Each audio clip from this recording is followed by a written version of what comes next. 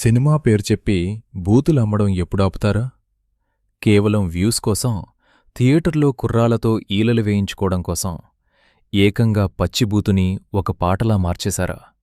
కేడీ the devil సినిమాలో నోరా Fatehi dance చేసిన సర్కే చునార్ పాట ఇప్పుడు దేశవ్యాప్తంగా అందర్నీ మండిపోయేలా చేస్తోంది.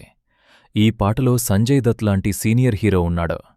మన సింగర్ మంగ్లీ ఈ పాట పాడింది.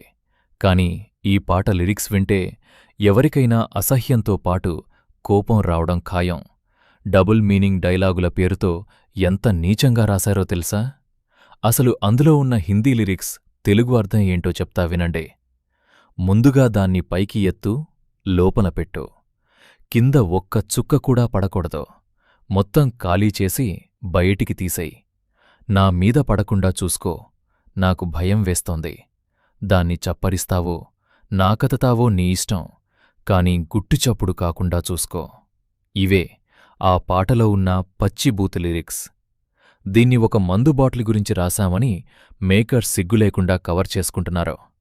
కాని ఇది ఎంత దారుణంగా ఉందో వింటేనే అర్థమవుతోంది. ఇదేంటి అనడిగితే ఆ లిరిక్స్ రాసిన రకీబాలం నా తప్పేమీ లేదు. కన్నడ డైరెక్టర్ ప్రేమ్ రాసిన దాన్ని నేను కేవలం హిందీలోకి ట్రాన్స్లేట్ చేశాను. ఇలాంటి చెత్త పాట రాసినందుకు నాకే అవమానంగా ఉంది అని చేతులు దులుపుకున్నాడు. ఈ చెత్తపాట మీద సెలబ్రిటీలు తీవ్రస్థాయిలో మండిపడుతున్నారు.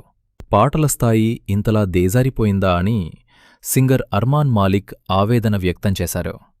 కంగనా రనౌత్ లాంటి వాళ్లైతే కనీసం సభ్యత, సంస్కారం లేదా అని మేకర్స్ని ఉతికి ఆరేశారు. ఈ బూతు పురాణాన్ని చూసి జనాలు ఊరుకోలేదు. లాయర్ వినీత్ జిందాల్ నేరుగా ఢిల్లీ సైబర్ క్రైమ్ పోలీసులకు కేసు పెట్టారు. సెన్సార్ బోర్డుకి, కేంద్ర సమాచార ప్రసార శాఖకి ఫిర్యాదులు వెళ్లాయి. ఆఖరికి మానవ హక్కుల సంఘం అంటే ఎన్హెచ్ఆర్సీ కూడా సీరియస్ అయ్యి లీగల్ నోటీసులు పంపించింది. ఆ దెబ్బకి భయపడిపోయి యూట్యూబ్ నుంచి ఆ చెత్త హిందీ పాటని మేకర్స్ డిలీట్ చేశారు. సమాజం ఎలా పోయినా పర్లేదు, వ్యూస్ వస్తే చాలు అనుకునే ఇలాంటి వాళ్ళ గురించి మీరేమనుకుంటున్నారో కింద కామెంట్ చేయండి.